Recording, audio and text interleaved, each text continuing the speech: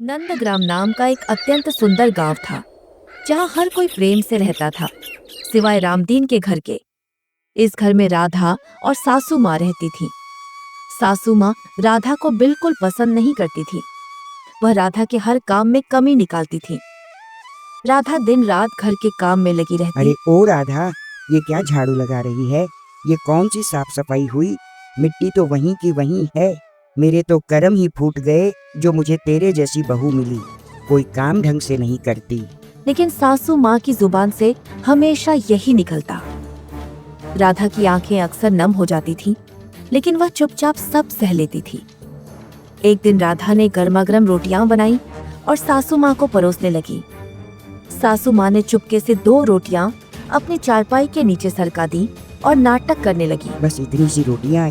अरे लाओ और लाओ, मेरा पेट तो भरा ही नहीं। माँ जी, अभी और बन रही हैं, थोड़ी देर में लाती हे हूँ। भगवान, इस घर में तो मुझे कभी भरपेट खाना नसीब नहीं होता। भूख से मेरे प्राण निकल रहे हैं और ये कहती है अभी बन रही हैं। अब क्या मैं भूख से मर जाऊं? राधा ने और रोटियां बनाई। परोसने के बाद सासू माँ ने बची हुई रोटियां बाहर कुत्तों को डाल दी। एक शाम सासू माँ अचानक गुस्से से रसोई में आई और राधा पर चिल्लाने लगी। अरे ओ डायन, ये क्या किया तूने? मेरी लाठी कहाँ है? मैंने अभी यहीं रखी थी और अब गायब है। तूने ही चुराई होगी, है ना? नहीं माँ जी, मैंने आपकी लाठी नहीं उठाई, शायद आपने कहीं और रख दी होगी। झूठ मत बोल, तूने ही छुपा दी होगी।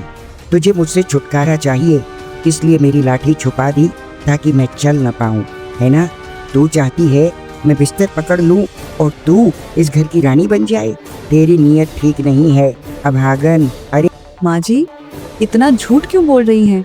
मैं पूरे दिन काम करती हूँ, कभी एक शब्द नहीं कहती और आप हर बात में मुझे कोसती रहती हैं। आप बेवजह मुझे परेशान कर रही हैं। ए वाह, अब तो जुबान भी चलाने लगी ये अभागन। मेरे सामने जुबान चलाएगी? तेरी हिम्मत कैसे हुई? आज मैं तुझे बताती हूँ। तूने मेरे बेटे को भी अपनी मुट्ठी में कर रखा है। नहीं माँ जी, मैं बस आपकी सेवा करना चाहती हूँ, लेकिन आप कभी मुझे मौका ही नहीं देती। मैंने कभी कुछ बुरा नहीं सोचा आपके लिए। देवा, हा, तू मेरी सेवा करेगी? तूने तो मेरे जीवन में जहर घोल दिया है। तेरा चेहरा देखकर ही मेरा दिन खराब हो जाता है। मुझे तो लगता है तूने मेरे ऊपर कुछ टोना टोटका कर रखा बस है। कीजिए माँ जी, मैं थक गई हूँ आपकी इन बातों से। मैं जितना भी कर लूँ आपके लिए हमेशा गलत ही रहूंगी। चिल्लाते हुए, तू थकी है? तू क्या थकी? पूरे दिन बैठकर मलाई खाती है और कहती है थक गई। तुझे तो पता ही नहीं काम क्या होता है। अब चल जल्दी से खाना बना, मुझे भूख लगी है। उस दिन राधा बहुत दुखी थी। वह अपनी गायों को लेकर जंगल की ओर चली गई। वहां उसे एक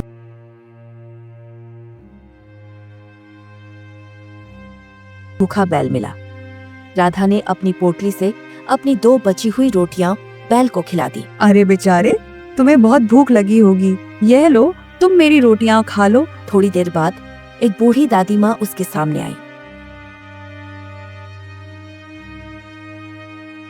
बेटा, कुछ खाने के लिए है क्या तुम्हारे पास? और मुझे बहुत तेज प्यास लगी दादी है। माँ ने जल पीकर राधा को आशीर्वाद दिया। बेटा, तुम बहुत दयालु हो।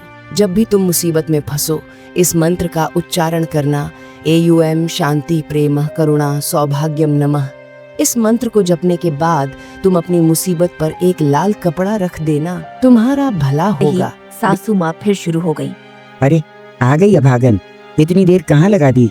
घर में इतना काम पड़ा है, कौन करेगा? खाना भी नहीं बनाया। हे भगवान, मेरे तो कर्म ही फूट गए। रात के समय राधा पानी पीने के लिए कुएं की तरफ गई।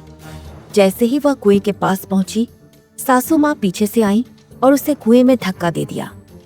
राधा धड़ाम से कुएं के अंदर गिरी। आखिरकार इस नस मिट्टी को मैंने ठिकाने लगा ही उसने दिया। देखा कि कुएं में पानी नहीं है, बल्कि एक विशाल अजगर बैठा है। माँ जी, आप कहाँ हो? यहाँ एक अजगर है, बहुत बड़ा। सासू माँ ये सुनकर भी नहीं आई। राधा को दादी माँ की बात याद आई। वह तुरंत वहीं बैठ गई और मंत्र का उच्चारण करने लगी। AUM शांति प्रेम करुणा सौभाग्यम नमः। जैसे ही मंत्र खत्म हुआ, हवा में एक लाल कपड़ा प्रकट हो गया। राधा ने तुरंत वह कपड़ा उठाया और अजगर के ऊपर रख दिया। जैसे ही कपड़ा अजगर पर पड़ा, राधा बेहोश हो गई। अगली सुबह सासू माँ कुएं पर आई और झांका। कुआं सोने चांदी, हीरे मोती और अनमोल जेवरातों से भरा हुआ था। सासू माँ रस्सी से नीचे उतरी। खुशी से झूमते हुए, अरे वाह, एक साथ दो दो समस्याएं हल हो गई। एक तो इस नस मिट्टी से छुटकारा मिल गया और साथ साथ हमारी गरीबी भी दूर हो गई। ये देखो नौलखा हार, मेरी तो सारी गरीबी दूर हो गई। पता नहीं कौन से पुण्य कर्म किए थे मैंने कि आज यह सब मिल गया। और उन्होंने एक नौलखा हार अपने हाथों में लिया। जैसे ही उन्होंने वह हार अपने गले में डाला, वह तुरंत एक विशाल अजगर में बदल गई। ये सब क्या हो रहा है? उनकी चीख सुनकर राधा की नींद खुली। तभी वह दादी माँ प्रकट हो गई। बेटा चिंता मत कर, इस खड़ूस बुढ़िया को आज यह अजगर खा जाएगा। नहीं दादी माँ, मेरी माँ जी को छोड़ दो, इन्होंने कुछ भी नहीं किया। ये जैसी भी है मेरी माँ है। गंभीरता से, ठीक है राधा, अगर तुम इन्हें अपनी माँ मानती हो तो मैं इन्हें छोड़ देती हूँ। बेटा यह जादुई खजाना है। बहुत साल पहले मैं एक रानी थी।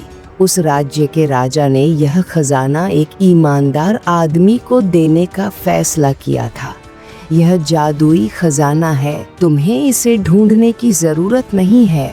तुम जहाँ पर भी मंत्र मारोगे और तथास्तु बोलोगे, यह खजाना वहाँ प्रकट हो जाएगा। तथास्तु। तथास्तु बोलकर गायब हो गई। सासू माँ वापस अपने असली रूप में आ गई। राधा ने अपनी सासू माँ को गले लगा लिया। उस दिन से सासू माँ ने राधा को बहुत प्यार से रखना शुरू कर दिया। उन्होंने उस जादुई खजाने का उपयोग गांव के लोगों की भलाई के लिए किया। सासू माँ और राधा हंसी खुशी अपना जीवन बिताने लगी।